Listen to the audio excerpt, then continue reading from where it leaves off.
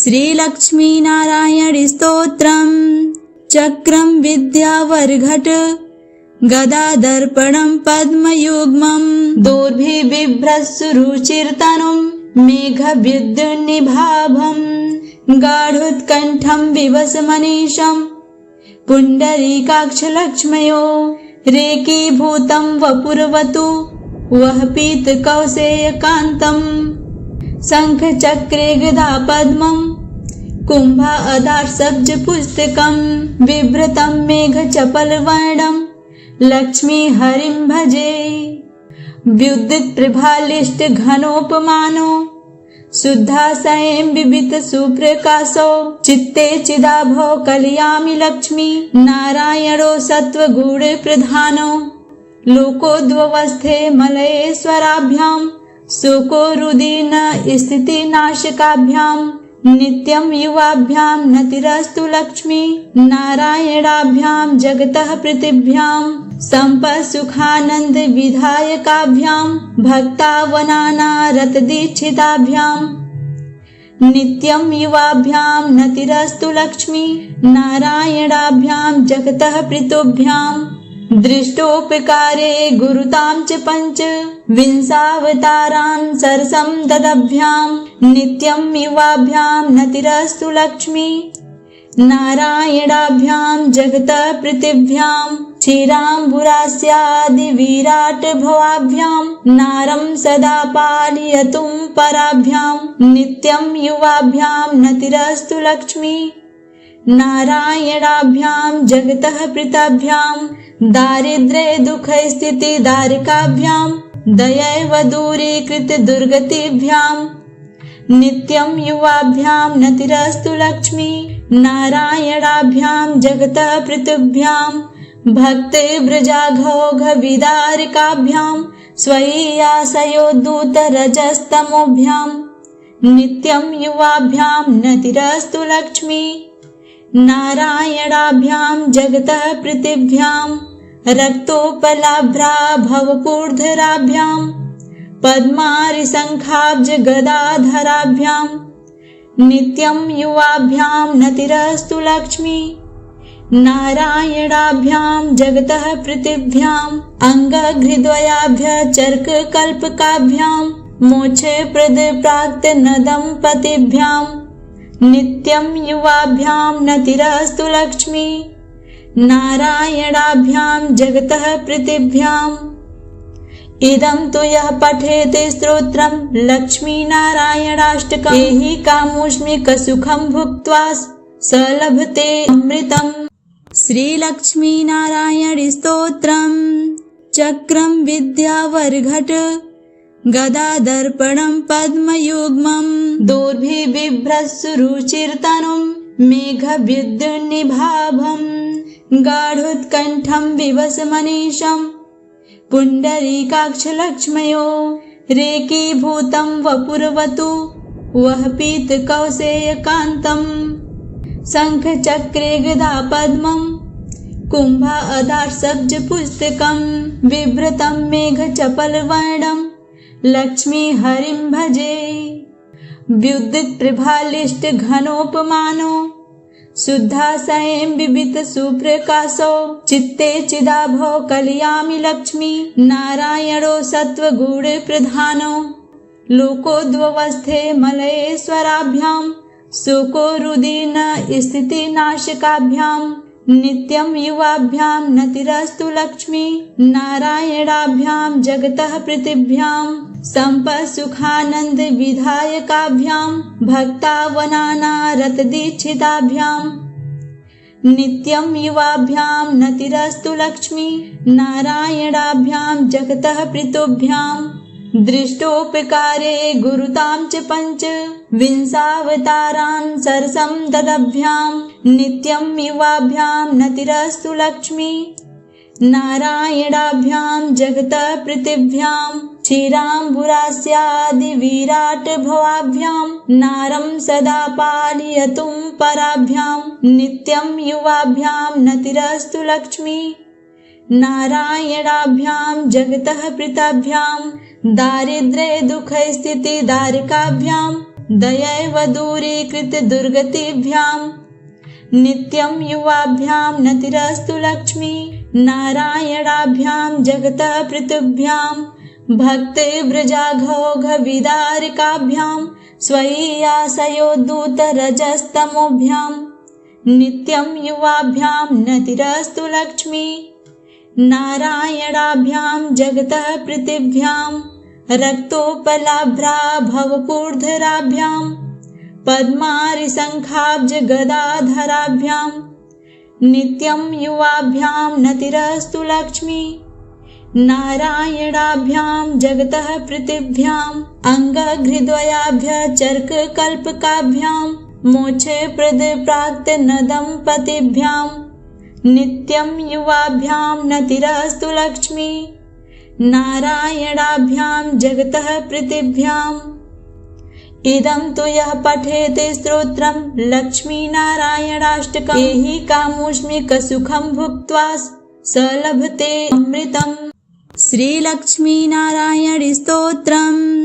चक्रं विद्यावर्घट गदादर्पणं पद्मयुग्मं दोर्भिबिभ्रत्सुरुचिरतनुं मेघविद्युन्निभाभं गाढोत्कण्ठं विवसमनीशं पुण्डरीकाक्षलक्ष्मयो रेकीभूतं वपुर्वतु वः पीतकौसेयकान्तं शङ्खचक्रे गदा पद्मं कुम्भादार्सब्जपुस्तकं बिभ्रतं मेघचपलवर्णं लक्ष्मीहरिं भजे। व्युदितप्रभालिष्टघनोपमानो शुद्धाशयं बिबितसुप्रकाशो चित्ते चिदाभो कलयामि लक्ष्मी नारायणो सत्त्वगुणप्रधानो लोकोद्भवस्थे मलयेश्वराभ्यां शोकोरुदीर्न स्थितिनाशकाभ्यां नित्यं युवाभ्यां नतिरस्तु लक्ष्मी नारायणाभ्यां जगतः पृथिभ्यां सम्पत्सुखानन्दविधायकाभ्यां भक्तावनानारतदीक्षिताभ्यां नित्यं युवाभ्यां नतिरस्तु लक्ष्मी नारायणाभ्यां जगतः पृथुभ्यां दृष्टोपकारे गुरुतां च पञ्च विंशावतारान् सरसं ददभ्यां नित्यं युवाभ्यां नतिरस्तु लक्ष्मी नारायणाभ्यां जगतः पृथिभ्यां क्षीराम्बुरास्यादिविराटभवाभ्यां नारं सदा पालयतुं पराभ्यां नित्यं युवाभ्यां नतिरस्तु लक्ष्मी नारायणाभ्यां जगतः पृथाभ्यां दारिद्र्ये दुःखस्थितिदारिकाभ्यां दयैव दूरीकृत दुर्गतिभ्यां नित्यं युवाभ्यां नतिरस्तु लक्ष्मी नारायणाभ्यां जगतः पृथिभ्यां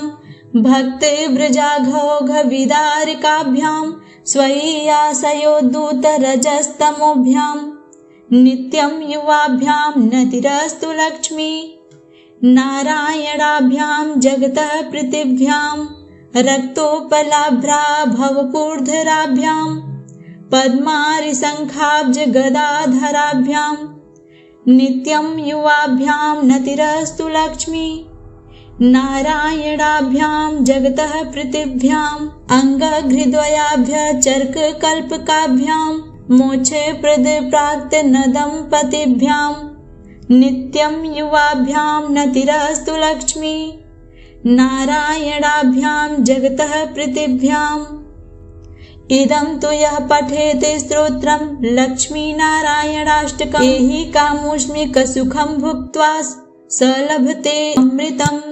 श्रीलक्ष्मीनारायणस्तोत्रम् चक्रं विद्यावर्घट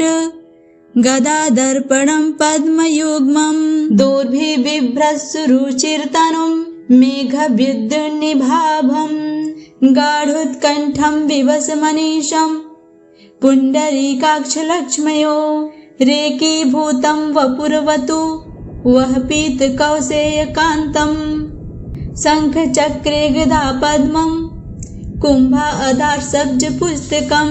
बिभ्रतं मेघचपलवर्णं लक्ष्मीहरिं भजे। व्युदितप्रभालिष्टघनोपमानो शुद्धाशयं बिबित सुप्रकाशो चित्ते चिदाभो कलयामि लक्ष्मी नारायणो सत्त्वगुण प्रधानो लोकोद्भवस्थे मलयेश्वराभ्यां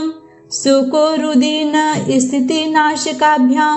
नित्यं युवाभ्यां नतिरस्तु लक्ष्मी नारायणाभ्यां जगतः पृथिव्यां सम्पत्सुखानन्द विधायकाभ्यां भक्तावनाना रतदीक्षिताभ्यां नित्यं युवाभ्यां नतिरस्तु लक्ष्मी नारायणाभ्यां जगतः पृथुभ्यां दृष्टोपकारे गुरुतां च पञ्च विंशावतारान् सरसं ददभ्यां नित्यं युवाभ्यां नतिरस्तु लक्ष्मी नारायणाभ्यां जगतः पृथिव्यां क्षीराम्बुरास्यादिविराट भवाभ्यां नारं सदा पालयतुं पराभ्यां नित्यं युवाभ्यां नतिरस्तु लक्ष्मी नारायणाभ्यां जगतः पृथाभ्यां दारिद्र्ये दुःखस्थितिदारिकाभ्यां दयैव दूरीकृत दुर्गतिभ्यां नित्यं युवाभ्यां नतिरस्तु लक्ष्मी नारायणाभ्यां जगतः पृथिव्यां भक्तिव्रजाघौघविदारिकाभ्यां स्वय्याशयोद्धूतरजस्तमोभ्यां नित्यं युवाभ्यां नतिरस्तु लक्ष्मी नारायणाभ्यां जगतः पृथिव्यां रक्तोपलाभ्रा भवपूर्धराभ्यां पद्मारिशङ्खाब्जगदाधराभ्यां नित्यं युवाभ्यां नतिरस्तु लक्ष्मी नारायणाभ्यां जगतः पृथिव्यां अङ्गघ्रिद्वयाभ्यचर्ककल्पकाभ्यां मोक्षप्रदप्राक्तनदम्पतिभ्यां नित्यं युवाभ्यां नतिरस्तु लक्ष्मी नारायणाभ्यां जगतः पृथिव्याम् इदं तु यः पठेते स्तोत्रं लक्ष्मीनारायणाष्टकम् एहि कामुष्मिकसुखं भुक्त्वा स लभते अमृतम्। श्रीलक्ष्मीनारायणस्तोत्रम् चक्रं विद्यावर्घट गदादर्पणं पद्मयुग्मं दोर्भिबिभ्रत्सुरुचिर्तनुं मेघविद्युन्निभाभं गाढोत्कण्ठं विवसमनीशं पुण्डरीकाक्षलक्ष्मयो रेकीभूतं वपुर्वतु वः पीतकौसेयकान्तं शङ्खचक्रे गदा पद्मं कुम्भादार्शब्जपुस्तकं बिभ्रतं मेघचपलवर्णं लक्ष्मीहरिं भजे। व्युदितप्रभालिष्टघनोपमानो शुद्धाशयं बिबित सुप्रकाशो चित्ते चिदाभो कलयामि लक्ष्मी नारायणो सत्त्वगुण प्रधानो लोकोद्भवस्थे मलयेश्वराभ्यां शोको रुदीन स्थितिनाशकाभ्यां नित्यं युवाभ्यां नतिरस्तु लक्ष्मी नारायणाभ्यां जगतः पृथिव्यां सम्पत्सुखानन्द विधायकाभ्यां भक्तावनाना रतदीक्षिताभ्यां नित्यं युवाभ्यां नतिरस्तु लक्ष्मी नारायणाभ्यां जगतः पृथुभ्यां दृष्टोपकारे गुरुतां च पञ्च विंशावतारान् सरसं ददभ्यां नित्यं युवाभ्यां नतिरस्तु लक्ष्मी नारायणाभ्यां जगतः पृथिव्यां क्षीराम्बुरास्यादिविराट भवाभ्यां नारं सदा पालयतुं पराभ्यां नित्यं युवाभ्यां नतिरस्तु लक्ष्मी नारायणाभ्यां जगतः पृथाभ्यां दारिद्र्ये दुःखस्थितिदारिकाभ्यां दयैव दूरीकृत दुर्गतिभ्यां नित्यं युवाभ्यां नतिरस्तु लक्ष्मी नारायणाभ्यां जगतः पृथिव्यां भक्तिव्रजाघौघविदारिकाभ्यां स्वय्याशयोद्धूतरजस्तमोभ्यां नित्यं युवाभ्यां नतिरस्तु लक्ष्मी नारायणाभ्यां जगतः पृथिव्यां रक्तोपलाभ्रा भवपूर्धराभ्यां पद्मारिशङ्खाब्जगदाधराभ्यां नित्यं युवाभ्यां नतिरस्तु लक्ष्मी नारायणाभ्यां जगतः पृथिव्याम् अङ्गघ्रिद्वयाभ्यचर्ककल्पकाभ्यां मोक्षप्रद प्राक्तनदम्पतिभ्यां नित्यं युवाभ्यां नतिरस्तु लक्ष्मी नारायणाभ्यां जगतः पृथिव्याम् इदं तु यः पठेते स्तोत्रं लक्ष्मीनारायणाष्टकम् एहि कामोष्मिकसुखं भुक्त्वा स लभते अमृतम्। श्रीलक्ष्मीनारायणी स्तोत्रम् चक्रं विद्यावर्घट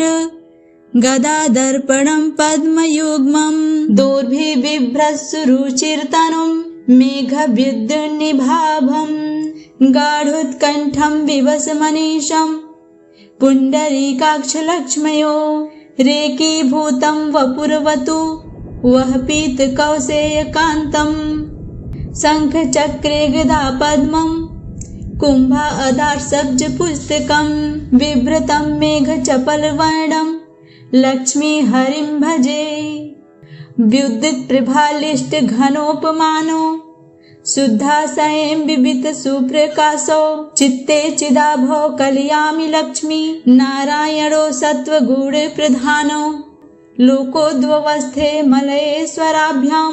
शोकोरुदीन स्थितिनाशकाभ्यां नित्यं युवाभ्यां नतिरस्तु लक्ष्मी नारायणाभ्यां जगतः पृथिव्यां सम्पत्सुखानन्दविधायकाभ्यां भक्तावनानारतदीक्षिताभ्यां नित्यं युवाभ्यां नतिरस्तु लक्ष्मी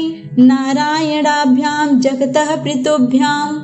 दृष्टोपकारे गुरुतां च पञ्च विंशावतारान् सरसं ददभ्यां नित्यं युवाभ्यां नतिरस्तु लक्ष्मी नारायणाभ्यां जगतः पृथिव्यां क्षीराम्बुरास्यादिविराटभवाभ्यां नारं सदा पालयतुं पराभ्यां नित्यं युवाभ्यां नतिरस्तु लक्ष्मी नारायणाभ्यां जगतः पृथिव्यां दारिद्र्ये दुःखस्थितिदारिकाभ्यां दयैव दूरीकृतदुर्गतिभ्यां नित्यं युवाभ्यां नतिरस्तु लक्ष्मी नारायणाभ्यां जगतः पृथिव्यां भक्तिव्रजाघौघविदारिकाभ्यां स्वय्याशयोद्धूतरजस्तमोभ्यां नित्यं युवाभ्यां नतिरस्तु लक्ष्मी नारायणाभ्यां जगतः पृथिव्यां रक्तोपलाभ्राभवपूर्धराभ्यां पद्मारिशङ्खाब्जगदाधराभ्यां नित्यं युवाभ्यां नतिरस्तु लक्ष्मी नारायणाभ्यां जगतः पृथिव्यां अङ्गघ्रिद्वयाभ्यचर्ककल्पकाभ्यां मोक्षप्रद प्राक्तनदम्पतिभ्यां नित्यं युवाभ्यां नतिरस्तु लक्ष्मी नारायणाभ्यां जगतः पृथिव्याम् इदं तु यः पठेते स्तोत्रं लक्ष्मीनारायणाष्टकम् एहि कामोष्मिकसुखं भुक्त्वा स लभते अमृतम्। श्रीलक्ष्मीनारायणी स्तोत्रम् चक्रं विद्यावर्घट गदादर्पणं पद्मयुग्मं दोर्भिबिभ्रत्सुरुचिरतनुं मेघविद्युन्निभाभं गाढोत्कण्ठं विवसमनीशं पुण्डरीकाक्षलक्ष्मयो रेकीभूतं वपुर्वतु वः पीतकौसेयकान्तम् शङ्खचक्रे गदा पद्मं कुम्भादार्सब्जपुस्तकं बिभ्रतं मेघचपलवर्णं लक्ष्मीहरिं भजे। विद्युत्प्रभालिष्टघनोपमानो शुद्धाशयं बिबितसुप्रकाशो चित्ते चिदाभो कलयामि लक्ष्मी नारायणो सत्त्वगुणप्रधानो लोकोद्भवस्थे मलयेश्वराभ्यां शोकोरुदीन स्थितिनाशकाभ्यां नित्यं युवाभ्यां नतिरस्तु लक्ष्मी नारायणाभ्यां जगतः पृथिव्यां सम्पत्सुखानन्दविधायकाभ्यां भक्तावनानारतदीक्षिताभ्यां नित्यं युवाभ्यां नतिरस्तु लक्ष्मी नारायणाभ्यां जगतः पृथिव्यां दृष्टोपकारे गुरुतां च पञ्च विंशावतारान् सरसं ददभ्यां नित्यं युवाभ्यां नतिरस्तु लक्ष्मी नारायणाभ्यां जगतः पृथिव्यां क्षीराम्बुरास्यादिविराट भवाभ्यां नारं सदा पालयतुं पराभ्यां नित्यं युवाभ्यां नतिरस्तु लक्ष्मी नारायणाभ्यां जगतः पृथाभ्यां दारिद्र्ये दुःखस्थितिदारिकाभ्यां दयैव दूरीकृत दुर्गतिभ्यां नित्यं युवाभ्यां नतिरस्तु लक्ष्मी नारायणाभ्यां जगतः पृथिव्यां भक्तिव्रजाघौघविदारिकाभ्यां स्वय्यासयोद्धूतरजस्तमोभ्यां नित्यं युवाभ्यां नतिरस्तु लक्ष्मी नारायणाभ्यां जगतः पृथिव्यां रक्तोपलाभ्रा भवपूर्धराभ्यां पद्मारिशङ्खाब्जगदाधराभ्यां नित्यं युवाभ्यां नतिरस्तु लक्ष्मी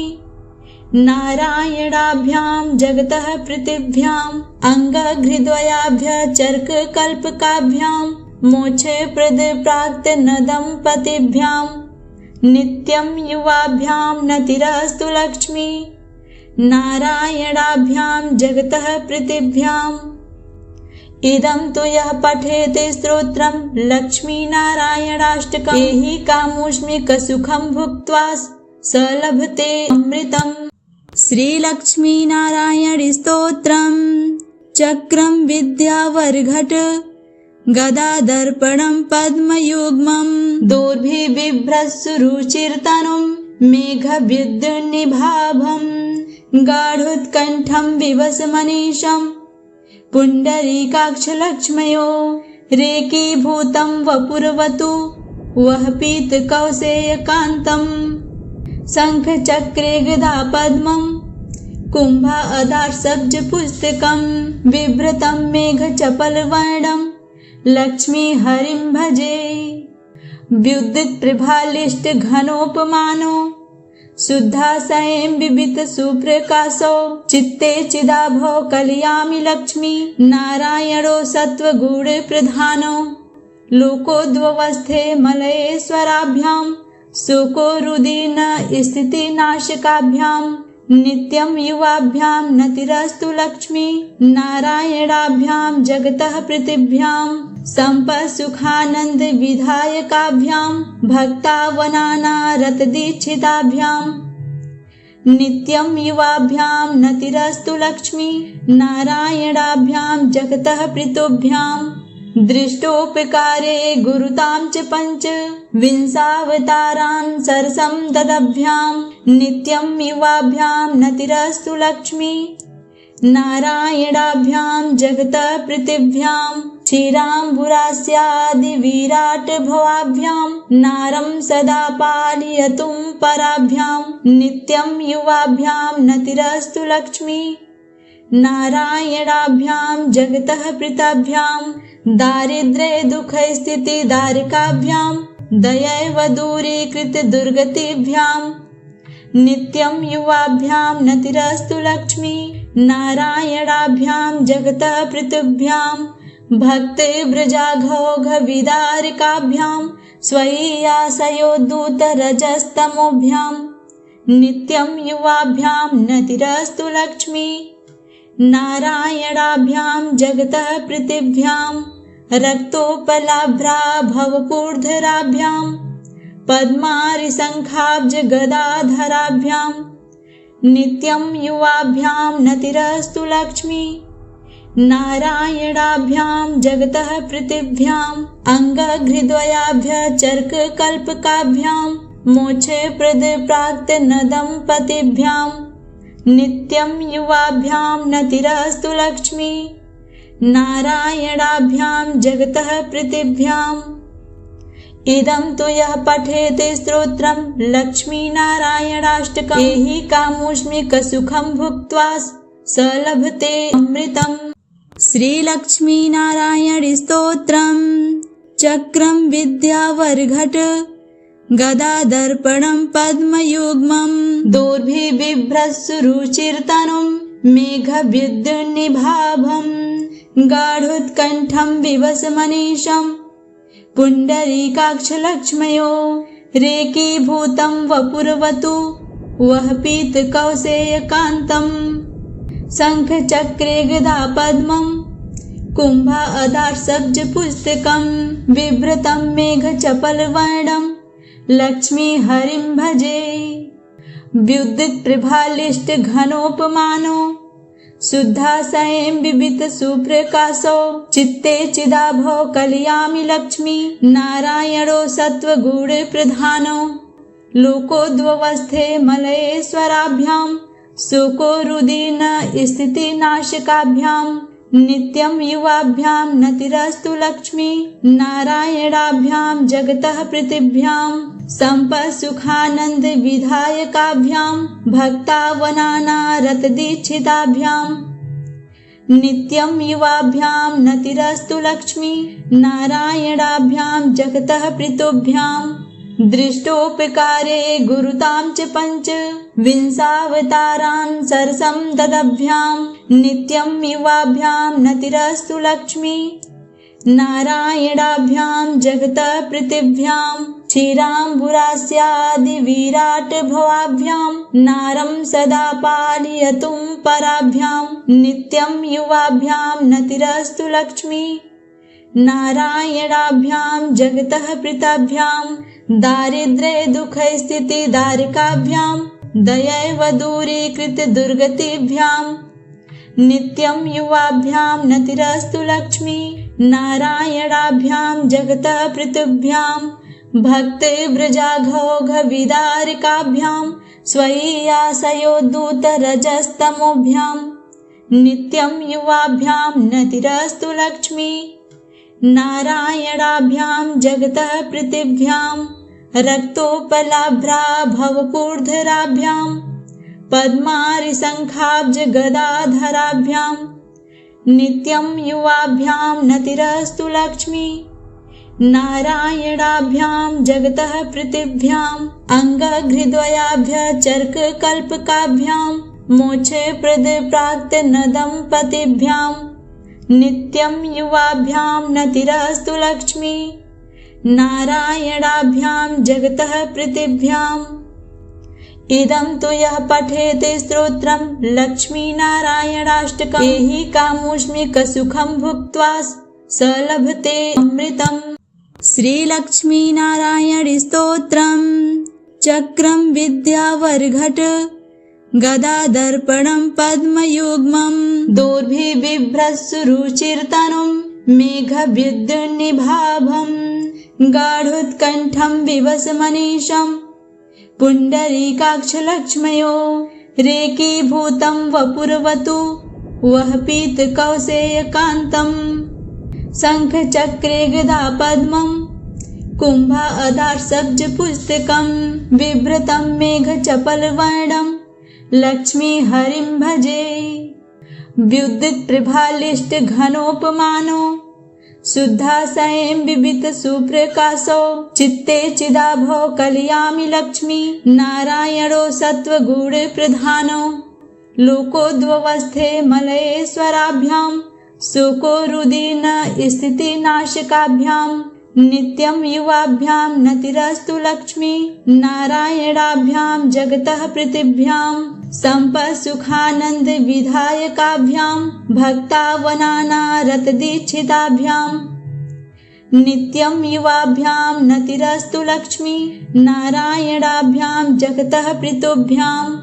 दृष्टोपकारे गुरुतां च पञ्च विंशावतारान् सरसं ददभ्यां नित्यं युवाभ्यां नतिरस्तु लक्ष्मी नारायणाभ्यां जगतः पृथिव्यां क्षीराम्बुरास्यादिविराटभवाभ्यां नारं सदा पालयतुं पराभ्यां नित्यं युवाभ्यां नतिरस्तु लक्ष्मी नारायणाभ्यां जगतः पृथिव्यां दारिद्र्ये दुःखस्थितिदारिकाभ्यां दयैव दूरीकृतदुर्गतिभ्यां नित्यं युवाभ्यां नतिरस्तु लक्ष्मी नारायणाभ्यां जगतः पृथिव्यां भक्तिवृजाघौघविदारिकाभ्यां स्वय्यासयोद्धूतरजस्तमोभ्यां नित्यं युवाभ्यां नतिरस्तु लक्ष्मी नारायणाभ्यां जगतः प्रीतिभ्यां रक्तोपलाभ्रा भवपूर्धराभ्यां पद्मारिशङ्खाब्जगदाधराभ्यां नित्यं युवाभ्यां नतिरस्तु लक्ष्मी नारायणाभ्यां जगतः प्रीतिभ्यां अङ्गघ्रिद्वयाभ्यः चर्ककल्पकाभ्यां मोक्षप्रदप्राक्तनदम्पतिभ्यां नित्यं युवाभ्यां नतिरस्तु लक्ष्मी नारायणाभ्यां जगतः प्रीतिभ्याम् इदं तु यः पठेते स्तोत्रं लक्ष्मीनारायणाष्टकम् एहि कामोष्मिकसुखं भुक्त्वा स लभते अमृतम्।